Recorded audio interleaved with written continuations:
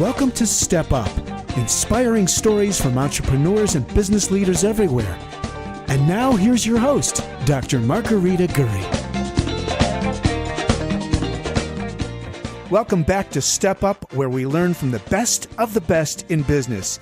And now I'm proud to introduce your host, speaker psychologist, supporter of military families everywhere, and of course, sassy grandmother, Dr. Margarita Gurry. Margarita, hi. Well, hi, David Wolf, my favorite media producer and composer of music. Your voice always makes me smile. Thanks for leading the way with us. Today we have an amazing guest, Charmaine Hammond, CSP, and she's part-time in Canada and part-time United States in California.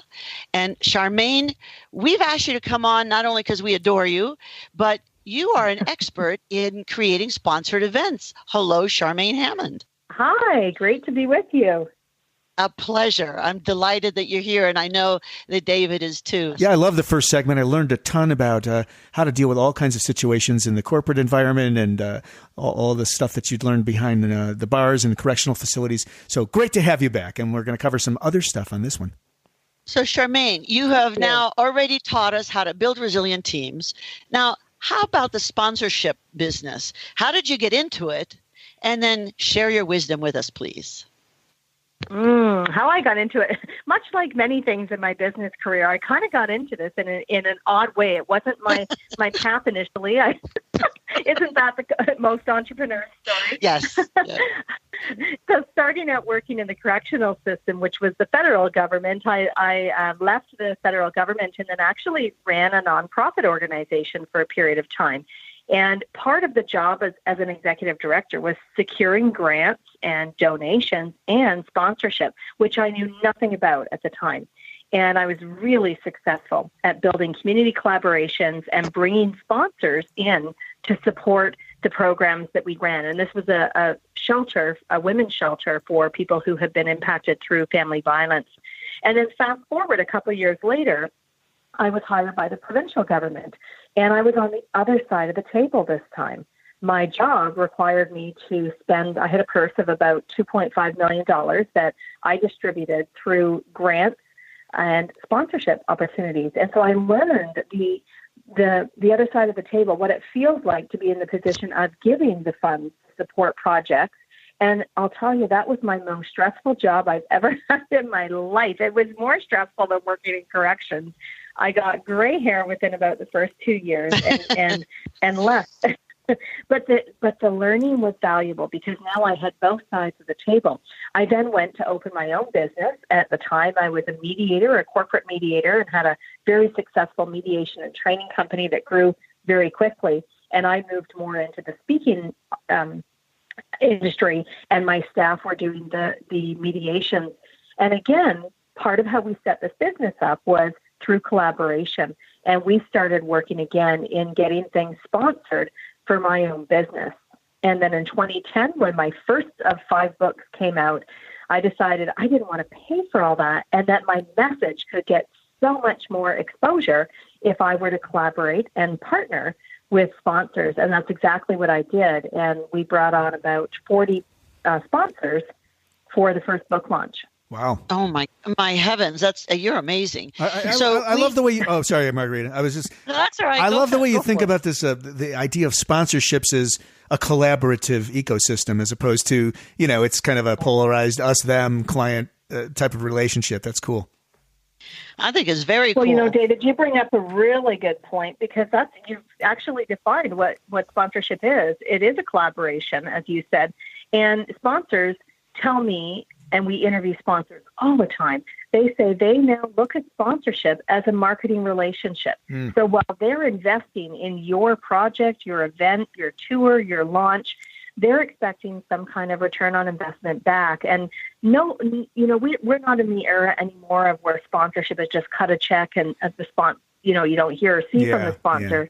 Yeah. Sponsors want to be engaged in your projects and they want to be engaged in what you're doing. And sponsorship also offers a wonderful opportunity for businesses to engage their employees in the projects that they're supporting. So let's say we have an entrepreneur or business leader who wants to bring out the best of the best in their business. What do you suggest in terms of their first line of thought in including sponsorship as part of their growing path? Great question. The first line to be the best of the best in building in sponsorship into your business model would be to start with who you know. When my book launch happened, the 40 sponsors I mentioned were all people I knew. They were all businesses that I had relationships with, which meant there were zero cold calls. I simply reached out to my hairstylist. I'll give you an example of who these people were. My eye doctor, the store where I bought my clothing, the spa that I used to get my nails and hair done, a friend of mine who ran a safety company who eventually became my printing sponsor.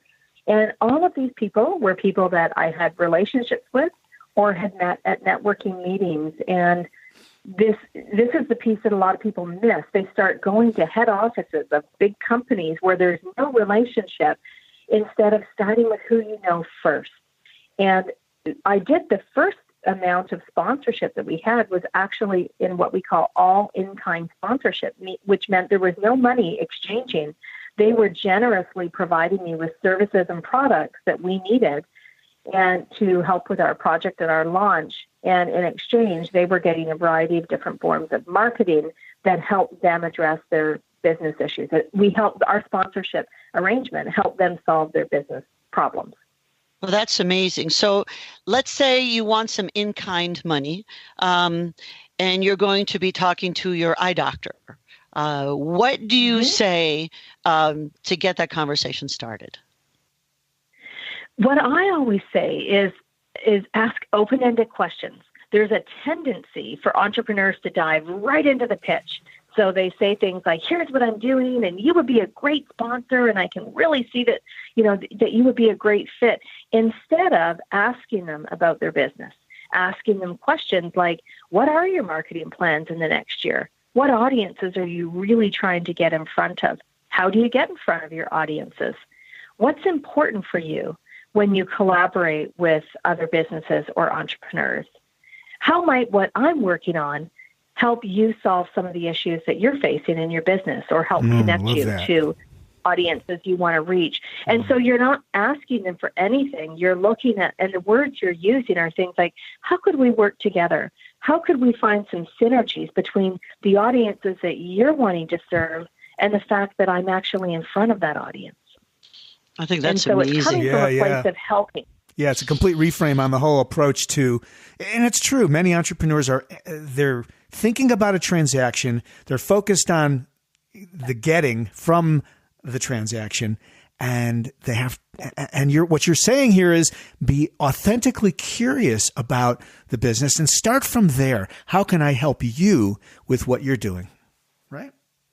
Exactly. And I love what you said about the transaction here, David, because that's what happens. And one of the sponsors that sponsored a significant amount of money and in-kind supports for a project I worked on a number of years ago, she had a great way of framing this, and this has stuck with me many, many years later. She said, Charmaine, as a big sponsor, we get about 400 proposals a year.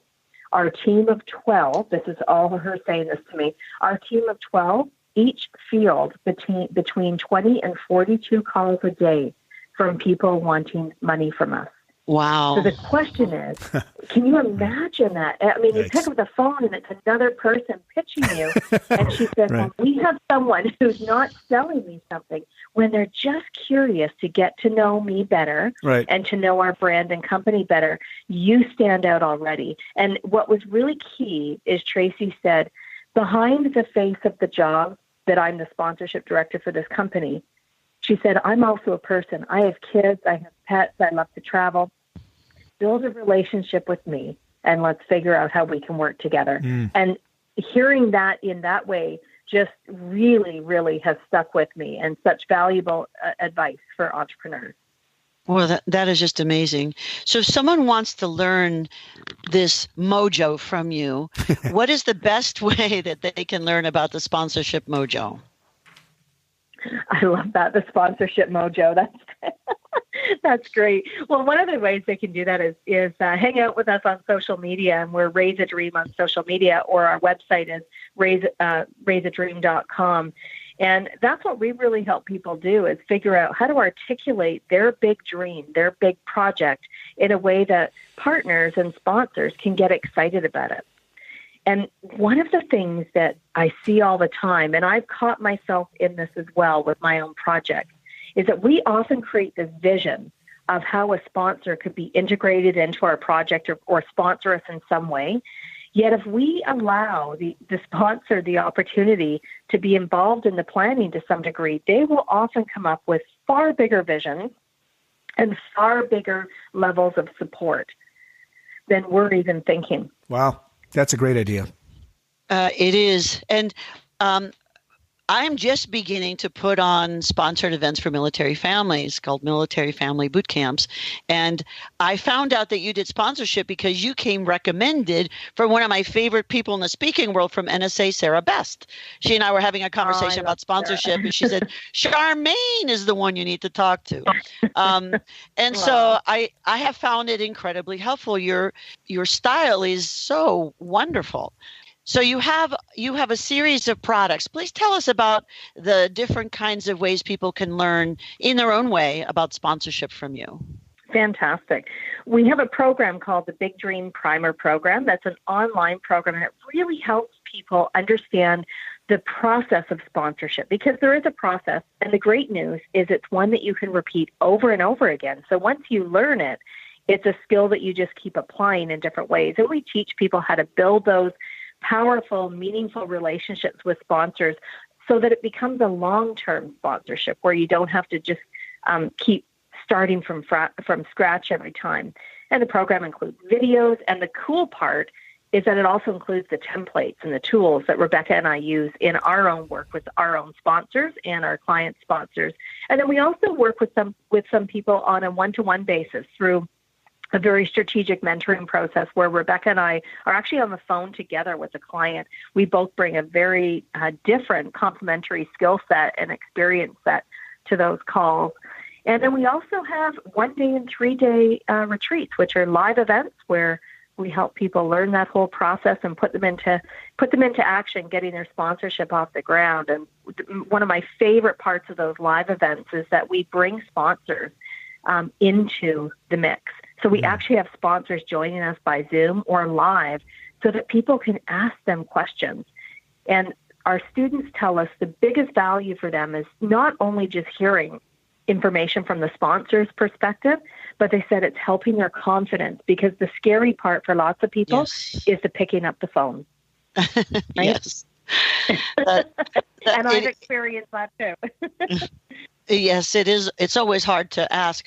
So I'm curious, what was the stressful part when you were on the giving end? Because we always say giving is better than receiving, but what was so stressful about it for you? So we can get empathy into that process. I'm so glad you asked that question, because when you can understand what goes on from the sponsorship director role, if we can understand what they live with every day, we can actually build a deeper, more meaningful relationship. What was stressful for me was having a huge responsibility to make sure that I said yes to the right things. And what I mean by that is that if I was approving a group to have $50,000 or, $100,000 for a project, I had to make sure that they kept their commitments, so that what they said they would do actually happened, and B, that there was some kind of value back from that project. So that whole process of making the right decision, because we had many people who asked for money throughout the course of the year, and having to say yes to the right things and have them turn out well, was incredibly stressful to me. And I know in the sponsorship world, because we talk to so many sponsors, one of the things I hear from them about why the job is stressful, one of the sponsors said to me, Charmaine, when we make a sponsorship investment, and I love the wording there, a sponsorship investment, we are looking to get 2 to 3 times back in value. So if we sponsored $10,000, that sponsor said we're anticipating getting $25,000, $30,000 back in return on investment. And because, of course, it's a marketing relationship.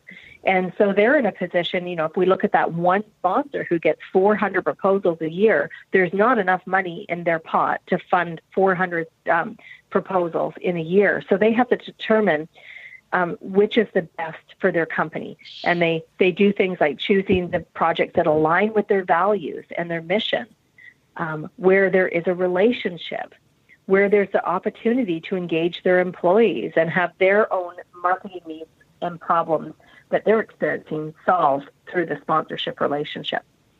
So with your experience as someone giving the money to people wanting that sponsorship relationship, and just in talking to all the people you're teaching, what percentage of the askers do it in the Charmaine Hammond collaborative way?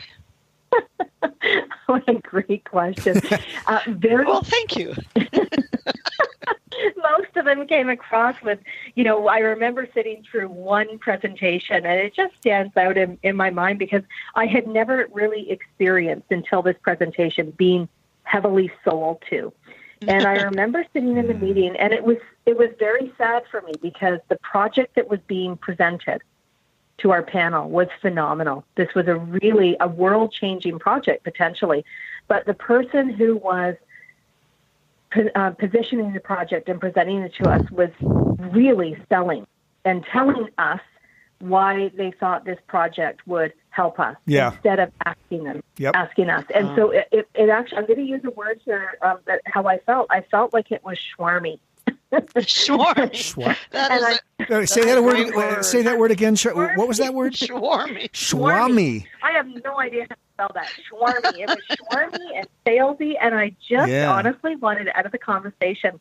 And it left me not feeling like I had a relationship with that person. Right. As much as I loved the project, I thought we're just going to constantly be sold to. That's amazing. I see that a lot. It's funny that the sponsorship relationship really is akin, if it's not exactly the same, to a client-vendor relationship or any business relationship. Starts with the people and empathy and listening and authentic curiosities.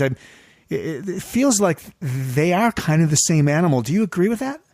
Absolutely. And you've identified some values that we hear from sponsors all the time. They want to have a relationship with you. They're not, what they tell us and what I have experienced firsthand is the project is secondary. They're investing in you. Right. And when we had our motorhome sponsored for our Million Acts of Kindness tour, I remember that this learning was just sort of solidified for me when the sponsor said, Charmaine, I'm not sure what our sponsorship arrangement's going to look like, but what I can tell you is we love you, we love your project, and most importantly, your passion to change the world through kindness is something we just want to be involved with. Wow. And we'll figure out the details as we go. And I think David and I are feeling the same way. Yeah, we're feeling the love, Charmaine. Absolutely. Yeah, we are. No, it's amazing. Yeah, in a short conversation like this, we're feeling a lot of that alignment and the kind of just true relationship building that you've really been, that you model in your own business, your own ecosystem with your sponsors. And I know Marguerite is the same. So what is your dream? Yes. And you talk about you're living, I'm looking on your website, we're living our dream lives. We want you to be living yours too. Yeah. What would be your dream if everyone learns this spirit that you have of collaborative stuff to make the world a better place? What would your dream world look like, Charmaine Hammond, CSP? Oh, my dream world looks like it is right now. I'm living in places that are good for me. I love the water now. I'm glad. Water. Water and sunshine is good for me. So we've set up our life to be able to live in places that we really, really love and that the weather supports us. And I've been blessed to be able to pick the perfect people to work with and build relationships with people that I know they're synergistic. I can help them and they can help me. And being able to have that flexibility, a long time ago, my husband Chris and I decided that we wanted to have a life that could be somewhat mobile and flexible, and we've worked really hard to be able to create that. So my perfect life is really what I'm doing now, and it includes helping people. My biggest joy is watching people have a great idea and they're so excited about it. Like I can feel them bursting, and there's this block, something that's not letting them fly with the idea. And then when they can have a strategy or a tool that will help them, and then I hear later that they raise their dream, that for me is the perfect life. Well, that's wonderful. You talk about the blocks. Okay, so what are the top 3 blocks that keep people from living the dream? Number 1 block, especially when it comes to sponsorship, is that people don't know how much value they have and why a sponsor would want to sponsor them. So when we look at it from sort of a general life perspective, one of the blocks, I think, is people just not having clarity and belief in what they do and why it's so important. And a second block is that, we know what we want and we don't know how to do it, or we don't know how to get there. So the how gets in the way. And I think the third block that we have is keeping it going. So when we create that life that we want, or we create those relationships with sponsors, how do we keep it going so the lifestyle that we want to create actually continues? Well, I think that's amazing. Well, I have an idea. What if we were to get 3 people who are starting for the first time the sponsorship? And what if they sign on with you, and then we follow them on the podcast and see how they're doing in the 3 blocks? That's cool. Yeah, that would be super cool. Yeah. How about if we do that? That's that story thing. Yep. Yeah, let's talk offline and follow 3 people who are living the dream and working on making this world an even better place. That's my thought. You're down for it? Okay, good. So I'm going to sign up as one of them because we'd already talked about doing that. I love your approach. And let's find 2 others that are brand new, virgins, sponsorship virgins. Yep. And let's see about making it happen. And we'll figure that out. David, do you want to be one of the sponsorship virgins too? Hey, I can be, absolutely. I'm in. Right. That sounds like a, hey, where do I sign? Charmaine. Okay, and then we'll find one more. We'll find one more person, and we'll sign up. And let's see if you can demonstrate through us how to live the dream, and we'll share the things that we're not doing well or that we're allowing to block us. Exactly. From this amazing vision. That would be brilliant. How's that sound? Yeah. I think that's a great idea. And what we see every single day in the work that we do, Rebecca and I do with individuals, is that there's so much learning that comes from hearing other people's stories. We often have our students on as our guest experts. Yep. In our different programs. We bring them in. We bring in students when I'm speaking. We bring them into our live events because when students that are at the same place as the student who's in front of them, and they see that this person has been able to work through the blocks and achieve what they want to achieve, it seems so much more relatable and easier. And so I think there's huge value in sharing those stories. All right. Well, we'll talk to you and see about how to unroll this idea so that you can showcase your method and help more people raise their dream. I think it's brilliant. Charmaine Hammond has been our guest. Charmaine, you're awesome. You rock. www.charmainehammond.com. CHARMAINE Hammond.com. Just like that sounds. Charmaine, thanks so much for joining us on the program. Thank you. And also raisethedream.com. We know that you are helping the world be a better place. And please send our fond regards to that husband of yours, to Toby, the amazing dog, and to Rebecca, your business partner. I will. Thank you both so much. That was a great conversation. Thank you. Thank you. What a delight you are. You take care and have a happy end of the year and happy new year. And we know that the world will bring wonderful things for you. Thank you. Thank you. Thanks for listening to Step Up with Dr. Margarita Gurry. Be sure to subscribe on iTunes and visit redshoeinstitute.com for more information about Dr. Margarita Gurry and the work she does.